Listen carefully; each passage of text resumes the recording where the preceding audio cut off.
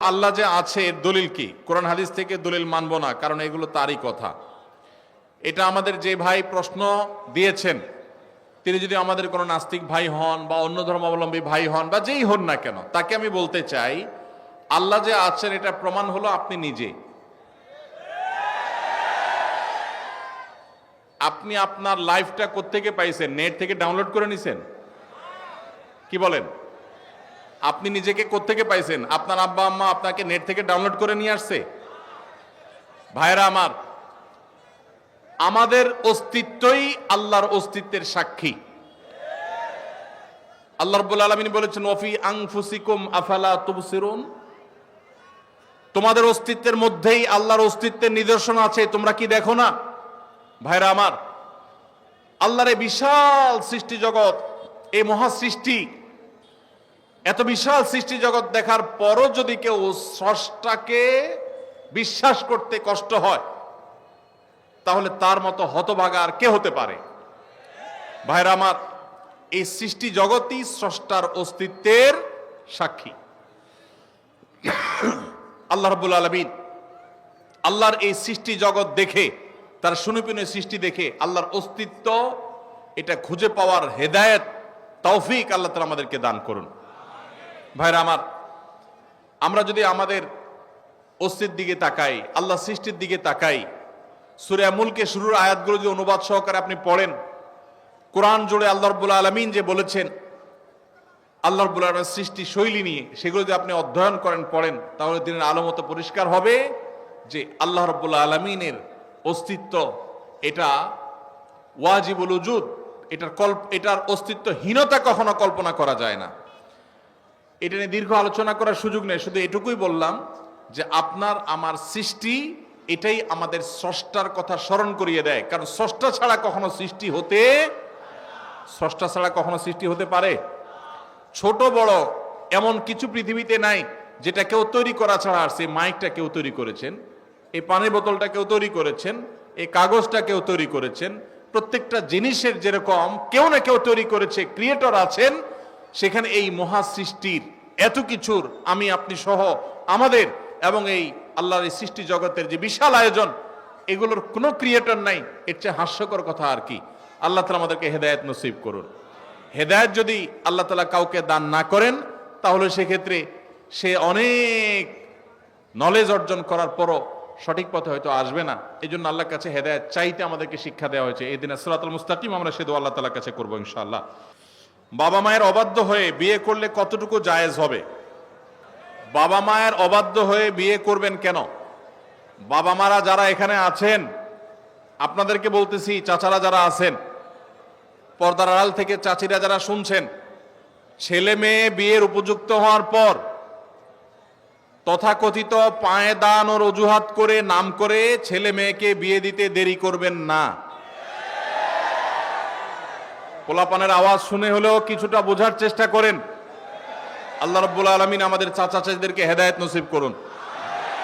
ওনারা যেন আমাদের ছেলে মেয়েদের কষ্টটা বুঝেন, আল্লাহ তাআলা সেই তৌফিক নসিব করুন। বাবাজিরা, আপনারা যে বয়সে বিয়ে করেছেন, আপনার ছেলেকে কিন্তু তার চাইতে আর্লি দিতে হবে। কেন দিতে হবে? কারণ আপনাদের আমলে ফেসবুক ছিল না, এখন ফেসবুক বাইর হয়েছে। আপনাদের আমলে স্মার্টফোন ছিল না, এখন টাচ মোবাইল বাইর হয়েছে। এই ছেলে মেয়েদের চরিত্র রক্ষা করার জন্য আর্লি বিয়ে দিতে হবে। আল্লাহ আমাদের মুরব্বীদেরকে সে হেদায়েত নসিব করুন। নবী করিম সাল্লাল্লাহু আলাইহি সাল্লাম বলেছেন, তোমার সন্তান বিবাহের উপযুক্ত হওয়ার পর তাকে বিবাহ দিতে দেরি করবে না। যদি দেরি করো, তাহলে ব্যভিচারের মতো ফিতনা সমাজে ছড়িয়ে পড়বে। এই ফিতনা সমাজে ছড়ালে কি হয়? পশ্চিমাদের চাইতে বেশি কেউ বোঝে না। পশ্চিমারা বিবাহ বহির্ভূত সম্পর্ককে অ্যাপ্রিসিয়েট করেছে। এখন তাদের মানুষ জন্মের হার কমতে কমতে এমন ভয়ঙ্কর লেভেলে চলে গেছে, তাদের দেশ স্বাভাবিকভাবে চালানোর মতো লোকও নাই। কারণ অবৈধ সম্পর্ক দিয়ে তাদের দিন যায়, বিয়ে শাদী করে না, বাচ্চা কাচ্চা হয় না, তাদের জেনারেশনের মধ্যে গ্যাপ তৈরি হয়ে যাচ্ছে। অতএব সমাজে নানাবিধ ফিতনা ছড়াবে। ডক্টর খন্দকার আব্দুল্লাহ জাহাঙ্গীর রহমাতুল্লাহ বলতেন, একটা সাইক্লোনে, একটা ঘূর্ণিঝড়ে একটা দেশের বেশিরভাগ মানুষ যদি মারা যায়, আবার ধীরে ধীরে বাকি যে মানুষগুলো বেঁচে আছে তারা সারভাইভ করে উঠে যাবে। কিন্তু ব্যভিচার যদি একবার ছড়িয়ে পড়ে পৃথিবীতে, ঘরে ঘরে যদি ব্যভিচার এটা শুরু হয়ে যায়, বিবাহকে যদি নিরুৎসাহিত করা হয়, তাহলে সেক্ষেত্রে মানুষের জন্ম এটা বন্ধ হয়ে যাবে। এবং মানব সভ্যতা পৃথিবী থেকে হারিয়ে যাবে। এই জন্যই ব্যভিচারের শাস্তি ইসলামের সবচেয়ে কঠিন এবং সবচেয়ে নির্মমভাবে এই শাস্তির সবচেয়ে কঠোর শাস্তি দেওয়ার কথা বলা হয়েছে। এই জন্য ভাইরা আমার, মুরব্বীদের যারা আছেন তাদের বলছি, আপনার সন্তান যদি খারাপ পথে যায়, হারামের পথে যায়, আপনার অবহেলার কারণে আপনি তাকে বিবাহ দিতে দেরি করেন, তাহলে আল্লাহর কাছে সন্তানও দায়ী থাকবে, আপনিও দায়ী থাকবেন। আর সন্তানরা যারা চিল্লাচিল্লি করছেন, ঠিক ঠিক করে বলছেন, আপনারা এই সমস্ত ঠিক ঠিক না করে কাজ কাম শুরু করে দেন। নিজেরা বেকার বসে থাকবেন, আর এদিকে বাপ মারা বিয়ে দেওয়ার জন্য আমার চিরকুট ধরা দিবেন। এটা তো কোনো সমাধান হতে পারে না।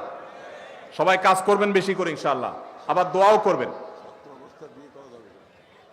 ছাত্র অবস্থায় বিয়ে করা যাবে কিনা, সমস্যা কি? ছাত্র অবস্থায় আপনি টিউশনি করে বিভিন্নভাবে উপার্জন করতে পারবেন কি পারবেন না? তো যদি উপার্জন করতে পারেন তাহলে বিয়েও করতে পারবেন ইনশাআল্লাহ। আল্লাহ তাআলা আমাদের মুরব্বীদের মনের মধ্যে সুমতি দান করুন। আর যারা আপনারা আছেন আমাদের যুবক ভাইরা, আপনাদেরকে বলবো, যতদিন বিয়ে করার সামর্থ্য আল্লাহ দিচ্ছেন না, ততদিন পর্যন্ত নিজেকে সংযত রাখতে হবে। হারাম সম্পর্কে জড়ানো যাবে যতদিন পর্যন্ত আর্থিক সঙ্গতি হয় না, ততদিন পর্যন্ত সবর করতে হবে। নবী সাল্লাল্লাহু আলাইহি ওয়াসাল্লাম বলেছেন, ইয়া মা'আশারাশ শাবাব মান ইসতাতা মিনকুমুল বাআতা ফালইয়াতাযাওয়াজ ওয়া মান লাম ইসতাতি ফাআলাইহি বিস-সাওম। হে যুবকরা, তোমাদের যাদের বিবাহ করার সামর্থ্য আছে, আর্থিক সঙ্গতি আছে, তারা বিবাহ করো। যাদের আর্থিক সঙ্গতি নাই তারা যেন রোজা রাখে, নিজেকে সংবরণ করে, সবর করে। অতএব যুবক ভাইরা, চরিত্রকে হেফাজত করতে হবে। চরিত্র হেফাজত করতে পারলে এটা আপনাদের জন্য অনেক বড় অ্যাচিভমেন্ট, এটা অনেক বড় ইবাদত, এটা আল্লাহর কাছে আপনাদের তাকওয়া প্রমাণের অনেক বড় সুযোগ। আল্লাহ তাআলা আমাদের যুবক ভাইদের চরিত্রগুলোকে হেফাজত করার তৌফিক নসিব করুন। মনে রাখবেন, যদি যৌবনকে হারাম সম্পর্ক দিয়ে আপনি কালিমা যুক্ত করেন, এটাকে রিকভার করা এত সহজ নয়। যাদের হারাম সম্পর্ক আছে এখনই তওবা করুন, নতুন জীবন গড়ুন এবং নিজেকে সবর করুন, হারাম থেকে দূরে সরায় রাখেন। আল্লাহ কেন বলেছেন ওয়ালা তাকরাবুজ জিনা, জিনার কাছেও যেও না? কারণ আগে থেকে আপনি দূরে থাকলে তখন বাঁচতে পারবেন।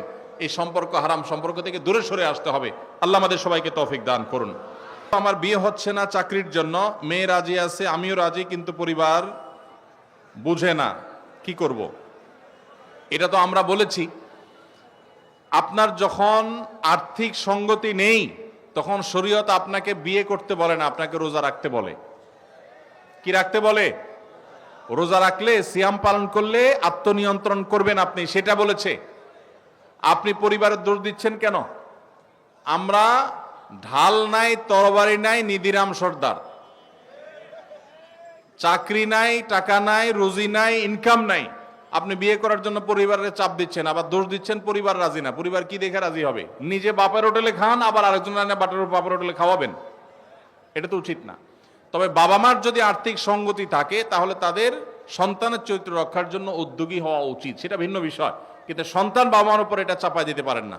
এই জন্য উপার্জন করা শুরু করেন। মুশকিল হলো বেশিরভাগ বাবা মা মনে করেন পায়ের উপর দাঁড়ানো মানে লাখ লাখ টাকার মালিক হওয়া। মনে রাখবেন, কোন রকম মোহরের টাকা জোগাড় করে স্ত্রীর ডাল ভাতের ব্যবস্থা করতে পারলেই শরিয়ার নির্দেশনা অনুযায়ী তার বিবাহ করার রাইট এবং অধিকার চলে আসে। বাবা মা কোনো খোঁড়া অজুহাতে তার বিবাহ বিলম্ব করার ইখতিয়ার তাদের নাই। আল্লাহ তাআলা আমাদের মুরব্বীদেরকে আবারও দোয়া করে হেদায়েত নসিব করুন। আস-সুন্নাহ ফাউন্ডেশন, উম্মার স্বার্থে সুন্নাহর সাথে।